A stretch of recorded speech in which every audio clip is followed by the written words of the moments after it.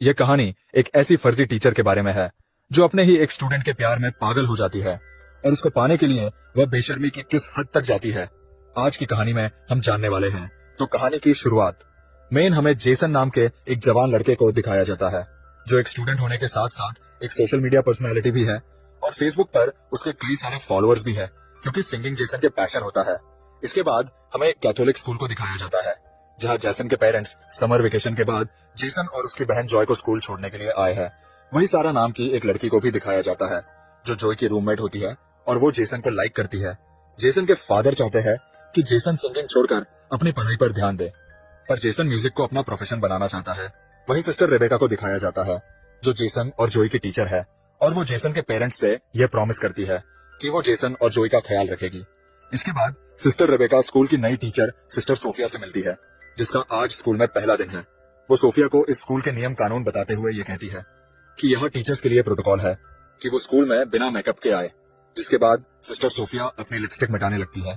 इसके बाद sister Rebecca Sophia को पूरा स्कूल दिखाने लगती है तो वहीं पर इन्हें जेसन मिलता है तो सिस्टर रेबेका उससे उसकी नई टीचर सिस्टर सोफिया से मिलवाती है। लेकिन सोफिया ये देखती है कि आज जेसन थोड़ा अपसेट है, जिस पर सिस्टर रेबेका उसे बताती है कि जेसन ने नशे के हालत में अपने फादर की कार का एक्सीडेंट कर दिया था।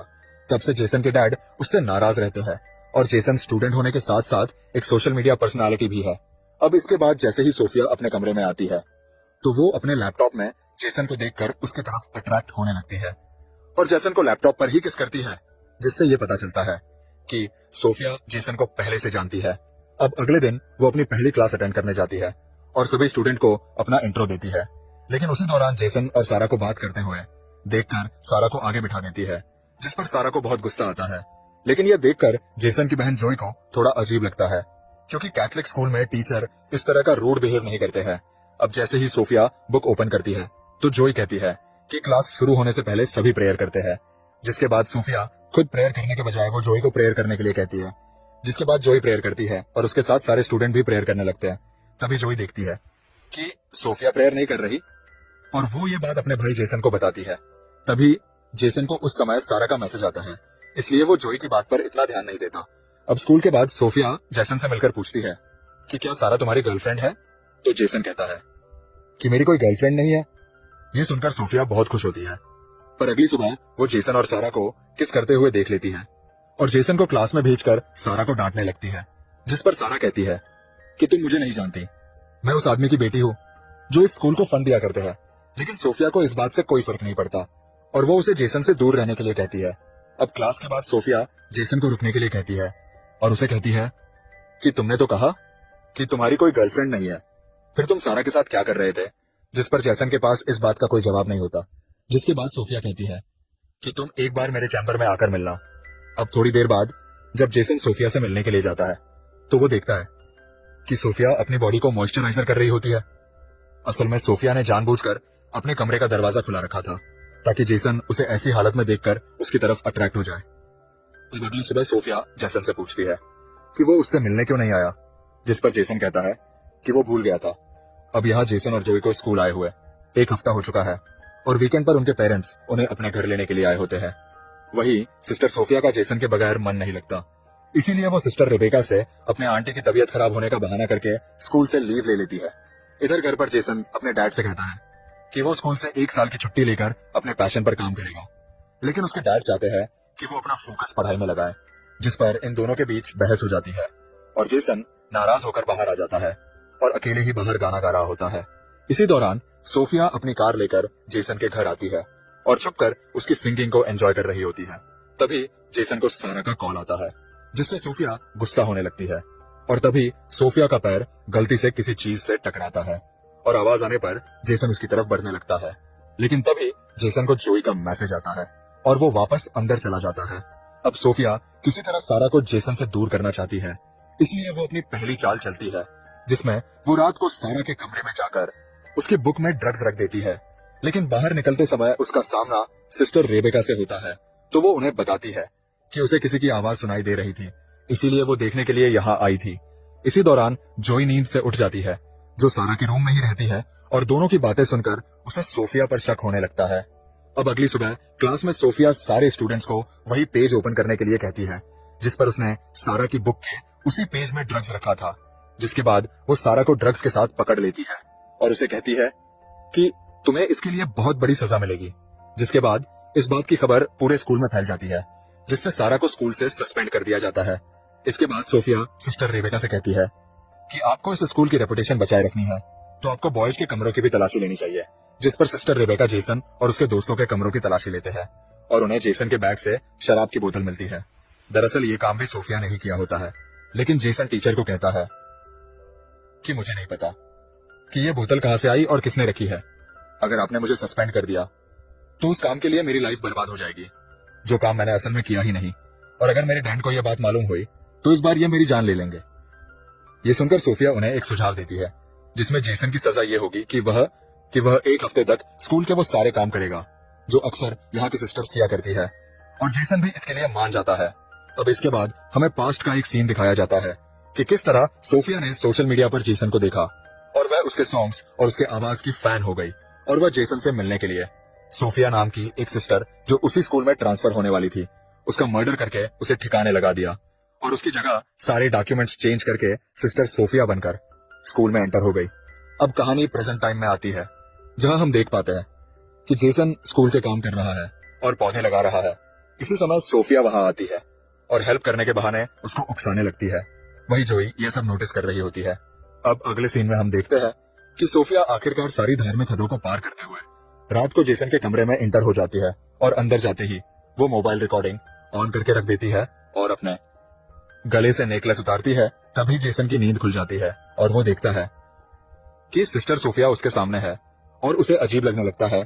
लेकिन सोफिया जेसन को अपनी अदा में बहकाने की कोशिश करती है और पास आकर जेसन को किस करने लगती है। लेकिन जेसन को डर लग रहा था कि यह सब पाप है और उन्हें यह सब नहीं करना चाहिए, पर सोफिया के मनाने पर वो उसकी बहकावे में आ जाता है और आखिरकार दोनों एक दूसरे के बिल्कुल करीब होकर इंटीमेट हो जाते हैं। अब अगली सीन में हम देख पाते हैं कि जेसन रिग्रेट होकर चर्च में जाता है फादर से इस बात का कन्फेस करने के लिए कि उसे एक बहुत बड़ा पाप हो गया है।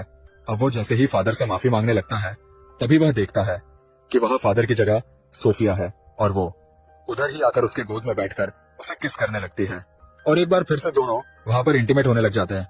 अब इस इंसिडेंट के हुए एक हफ्ता गुजर जाता है और जेसन अपने घर चला जाता है, जहां उसे सारा का मैसेज आता है जिसमें वो उसे रात की पार्टी के लिए इनवाइट करती है।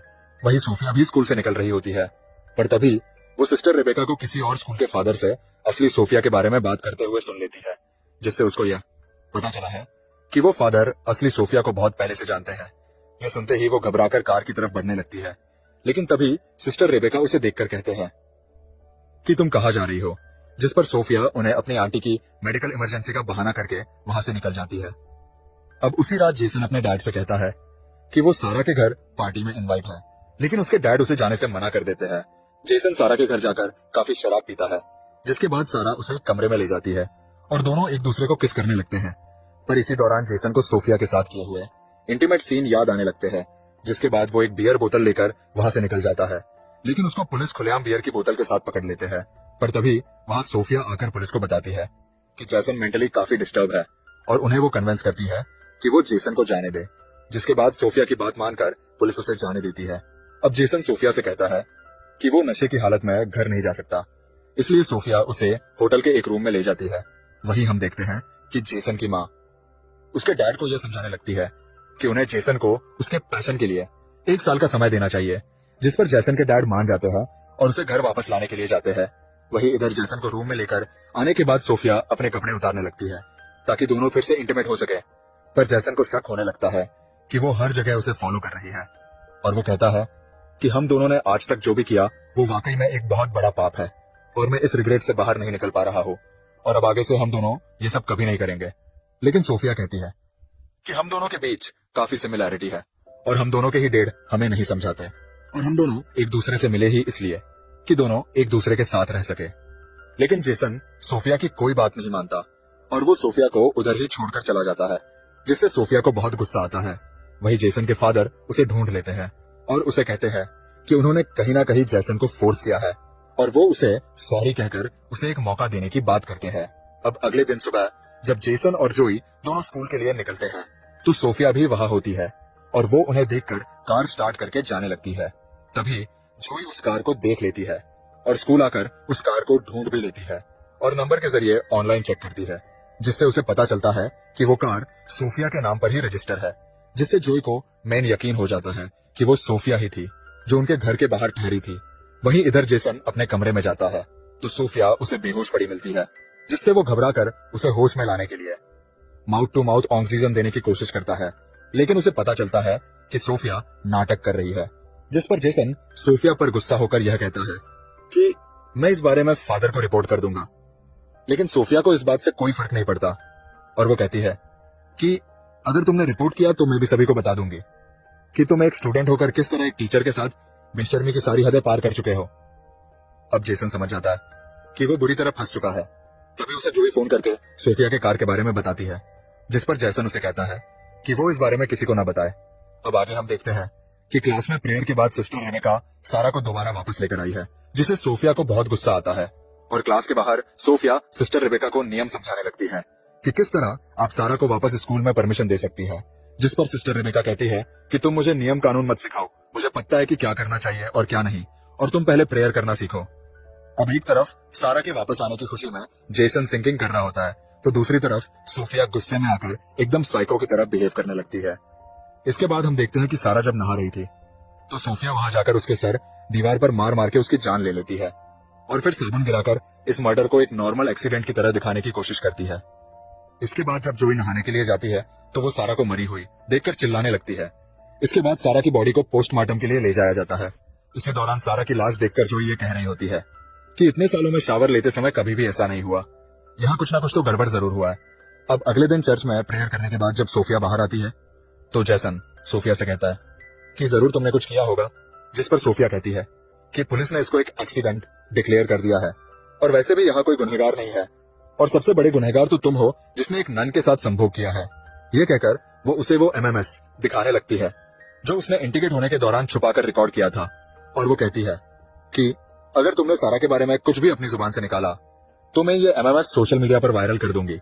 अब अगले दिन सुबह जब सोफिया जेसन और जोई को घर जाते हुए देखती है तो इस बार वो सिस्टर रेबेका से अपने आंटी के डेथ का बहाना बनाकर वहां से निकल जाती है और उसी रात जेसन और उसकी फैमिली डिनर के लिए बाहर एक रेस्टोरेंट में जाते हैं, पर वहां वो देखते हैं कि सिस्टर सोफिया भी यहाँ आई हुई है। इसके बाद सोफिया जेसन के पेरेंट्स को अपना एंट्री देती है, जिस पर उसके डैड उसे अपने साथ ज्वाइन होने के लिए कहते हैं, लेकिन जेसन नहीं चाहता कि वो यहाँ बैठे, पर उसके बाद सोफिया के बैठने का इंतजाम कर देते हैं और वो उनके साथ बैठ जाती है। लेकिन जेसन अनकंफर्टेबल होने लगता है और ये सब उसकी बहन जोई नोटिस कर रही होती है। वहीं सिस्टर रेबेका सोफिया के आंटी के डेट पर फूल भेजने के लिए उस जगह का पता लगाने की कोशिश करती है, जिससे उन्हें ये मालूम होता है कि उधर किसी की भी डेथ नहीं हुई और ना ही वो सोफिया का एड्रेस है। इधर जोई के कहने पर जेसन अपनी बहन को सब कुछ बता देता है कि किस तरह वो धीरे धीरे सोफिया के जाल में फंस गया और सोफिया ने उनके इंटीमेट होने का एक एमएमएस भी बना लिया है, इसलिए वो कुछ भी नहीं कर सकता। जिसके बाद दोनों मिलकर एक प्लान बनाते हैं कि वो नन असली सोफिया है या नहीं, इसकी सबूत तलाश करेंगे। अब अगले दिन हम देखते हैं कि सिस्टर रेबेका को रात के कॉल पर सोफिया पर शक हो चुका था, इसलिए वो सोफिया को अपने कमरे में बुलाकर ये कहती है कि जब से तुम आई हो कुछ ना कुछ गड़बड़ होता ही जा रहा है और तुम्हारे आते ही मैंने अपने बेस्ट स्टूडेंट को सस्पेंड भी कर दिया और अब तुम्हारी आंटी की डेथ का झूठा खबर भी पकड़ा गया है। ये कहकर वो फादर से कंप्लेंट करने जाने ही वाली होती है। तभी सोफिया एक लैंप से मारकर सिस्टर रेबेका को घायल कर देती है। वहीं हम देखते हैं कि जेसन और जोई सोफिया के कमरे में पहुंच जाते हैं उसके खिलाफ सबूत ढूंढने के लिए, जहां जाकर उन्हें असली सोफिया का लैपटॉप मिल जाता है और साथ ही उस लड़की का लैपटॉप भी मिलता है जो सोफिया बनकर यहाँ आई हुई है, जिसका असली नाम लॉरा है। और वह देखते हैं कि उसने जेसन के कई सारे पिक्चर्स सेव करके रखी हुई है। ये देखकर वह दोनों समझ जाते हैं कि लॉरा पूरा प्लान बनाकर यहाँ आई है। अब ये बात वह सिस्टर रेबेका को बताने के लिए जाते हैं, तभी उनका सामना सोफिया यानी लॉरा से होता है और वह जेसन के हाथ में अपना लैपटॉप देखकर यह समझ जाती है कि उसका राज खुल चुका है। लेकिन वह जेसन से अपने पागलपन का इजहार करते हुए ये कहती है कि तुमने जितने भी गाने गाए हैं वो सब मेरे लिए ही थे, जिससे जेसन और जोई समझ जाते हैं कि यह लड़की पूरी तरह से साइको बन चुकी है।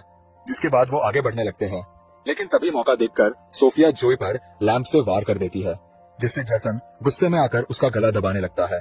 तभी वह जेसन के पैरों के बीच लात मार देती है, जिससे वो दर्द से गिरकर बेहोश हो जाता है। जिसके बाद वो जोई को फिर से उसी लैंप से मारने ही वाली होती है।